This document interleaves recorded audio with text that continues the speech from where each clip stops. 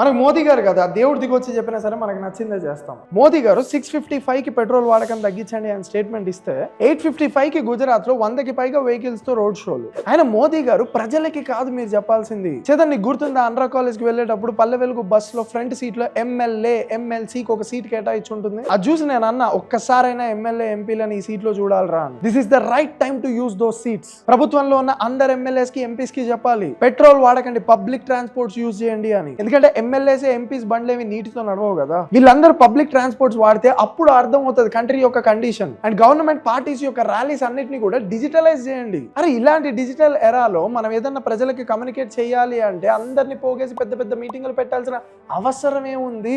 అది పొజిషన్ అయినా అపోజిషన్ అయినా అన్ని డిజిటల్ కి తీసుకురండి. చేంజ్ అనేది మీ లెవెల్ నుంచి స్టార్ట్ అవుతే మాకు ఫాలో అవ్వడానికి ఈజీ అవుతుంది. లైక్ మొన్న డీపీలు మారిస్తే అందరూ మార్చారు కదా, అలా మీ స్టేట్మెంట్స్ కి వాల్యూ ఇచ్చి ఒక్క ఎమ్మెల్యే ఒక్క ఎంపీ అయినా బస్సుల్లో ట్రావెల్ చేస్తే అప్పుడు ప్రజలందరూ ఒళ్ళు దగ్గర పెట్టుకుని వింటారు. కనీసం ఆలోచన అన్న మెదడులో పుడుతుంది. అప్పుడు మీరు చెప్పిన మిగతా సందేశాలు కూడా గోల్డ్ కొనకండి, వర్క్ ఫ్రమ్ హోమ్ చేయండి, ఇవన్నీ కూడా కరెక్ట్ గా ఫాలో అవుతారు.